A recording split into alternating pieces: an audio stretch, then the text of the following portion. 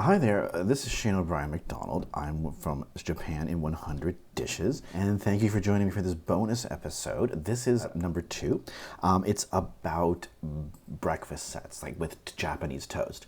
So if you're interested in this, you might want to take a look at episode 2 of the Japan in 100 Dishes. It'll give you some background on this. And this sort of is me just going through the menu to let you know what you're going to expect when you order this kind of thing in Japan. Again, the usual caveats: I'm not a native Japanese speaker. I haven't done 12 years of education in Japan, so my kanji knowledge isn't perfect, like the Japanese language, although I lived there for 5 years and I did study hard. The other thing is that you might be wondering, well, hey, why is a white guy from Canada telling me all this? Well, you know, there's thousands of hours of information on Japanese food, mostly in Japanese, however. But you can find it on YouTube, and if you go to Japan, if you spend any time there, you live there, you'll see lots of stuff on the news, every day on TV about Japanese food. Now, I used to live in this neighborhood near Shibuya. It's basically the next station south of Shibuya. Now, this is where I used to live. The station is right here, and every day to go home, I would walk out the east exit, and we've got the Tully's Coffee up, but right next to it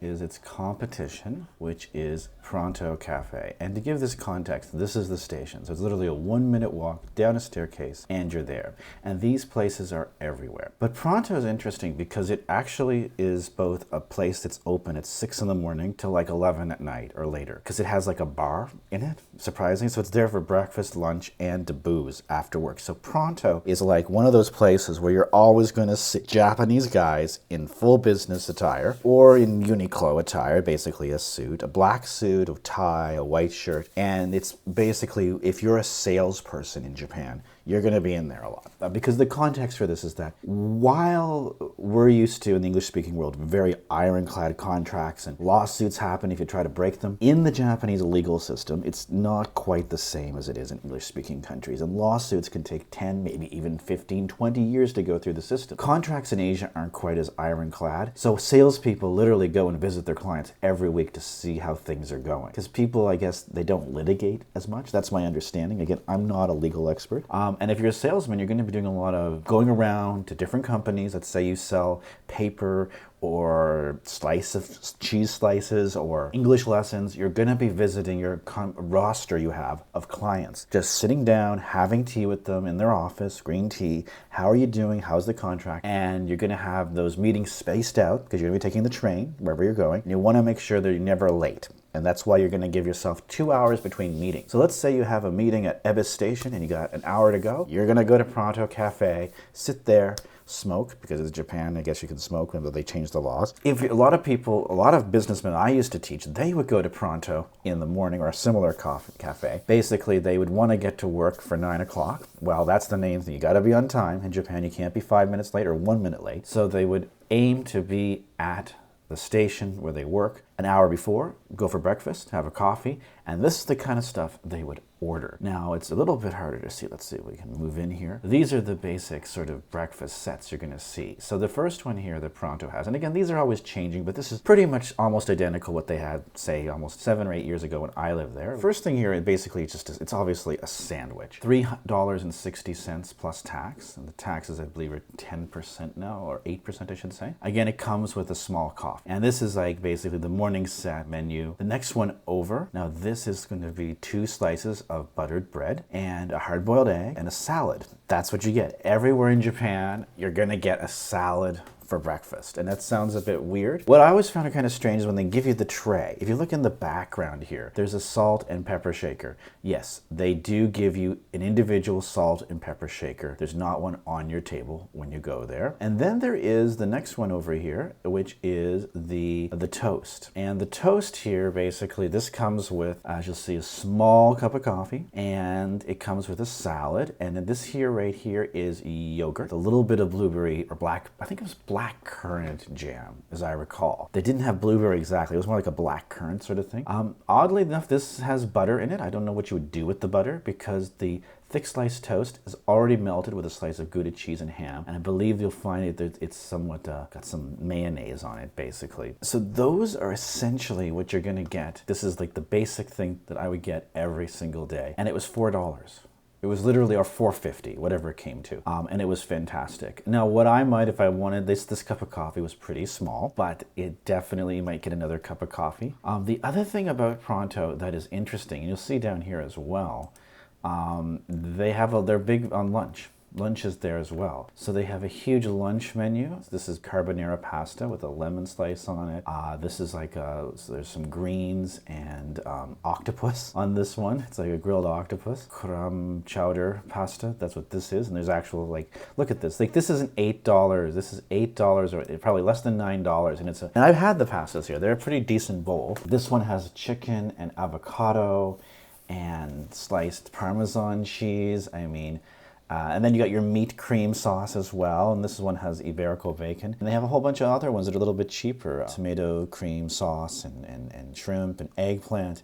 Again, this is the go-to when you're a salaryman. Look, there's even one salmon and tarako, which is a form of salmon roe that's fried up with butter on it. Now, it doesn't sound that tempting, but it is quite good. These are absolutely fantastic, you know. So it's not just the morning set. They have cakes as well, so you'll often find housewives in there later in the morning as well. And there's also a bar menu. Yeah, see, bar food. Ooh, see, here's the thing.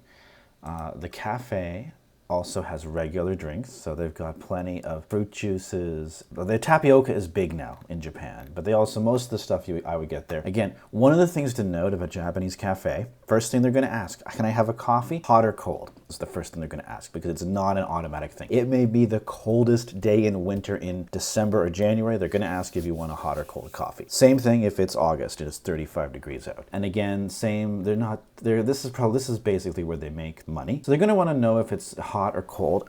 This is where it's really interesting. Thank God it's all in English, so you can just point and say cafe latte or American coffee. American coffee and hot coffee, you've got me. I have absolutely no idea what the difference is. I've ordered both of them. As far as I can tell, they're both drip coffees. One thing to note is that the American coffee large size, $3. The cappuccino is almost the same price. It's a little bit more expensive, but you're going to notice in Japan the difference between a regular coffee and like an espresso-based coffee are almost the same. So you're not saving any money. You might as well splurge. You might as well get that latte because they're all going to be around $4. See, American coffee large size, $3.40 plus tax. Cafe latte, $4 plus tax. The pricing has not gone up in Japan like it has in Canada and the US, at least in my experience in Canada. Main reason, they had deflation after the 2008 crisis. So a lot of these prices, we're looking at prices you would have gotten used to around the year 2000. Labor costs have gone up considerably. Minimum wage, there is nowhere near what it is. I mean, it depends where you are in the United States. Obviously, it's quite low in some places, but if I'm comparing to a major city like Toronto, New York, Los Angeles, it's going to be much higher prices than this. This is Tokyo, right? This is the same price all over the country. I also have a royal milk tea. This is a fun one. It's basically tea with sugar. Matcha latte. This is a new one. They didn't have it when I was there, but it's taken over. And they have iced teas and everything else, and cocoa, iced cocoa, beer. Ooh, look at that's kind of pricey. But yeah, so I mean, you can definitely like get this is where they make their money. Bar food is basically side dishes. It's going to be a lot of pasta and things like that. This is some fried chicken. This is a salad set. This is, what is this? This is beef tongue, which actually sounds pretty good in oil. You can get a pizza. It's going to be a tiny pizza. It's going to be a tiny plate. Lunch is the best deal here. These sort of foods, these are probably very small plates. I just want to make sure you know that. Oh, this is a pad thai, I believe. That's what it is. You can get a little sliced meat thing here. And this is like octopus and avocado salad. And this is more like an octopus carpaccio. Sounds delicious. And pickles, kabu, kind of turnip, and this is like some sort of smoked duck oyster sauce as a base. And then we have some edamame, which is surprising. Usually edamame is free at most places at izakayas, but at Pronto, because you're saving on other things. Again, this is like a Cobb salad. It's called the power salad. There you go. 16 different things are in this. Oh my God. Sky's the limit. And then potato salad, fried chicken, fish and chips, tomato, basil, mozzarella. Oh my God, look at this. That's like a German-style sausage thing, and with some sauerkraut. They've got pizzas, and then the pastas from lunch. And this is like some sort of caramel cheese and cafe Filetto. I don't know what that is. It looks like dessert. They even have tortilla chips, nuts, and rice snacks. So look at that. Nuts, yes. It's like caramel nuts. So there you go. But the key thing here is they don't serve breakfast all day long. So do be aware of that, because breakfast service usually does end usually around 10 or 10:30. It ends earlier than you'd want it to, especially if you're a late riser. And you can get chowder too. But again, this is basically this is definitely like a Western style breakfast. It's not going to be your traditional Japanese breakfast. A lot of single male salarymen are going to eat this, or just guys because usually if they're married, their wife gets up at 5:30 and they make rice, and then they have that for breakfast ready to go at like 7 when they leave the house. So yeah, I hope you enjoyed this and you find it useful if you're in Tokyo and you don't know what to have for breakfast. I'll see you next time. Sayonara.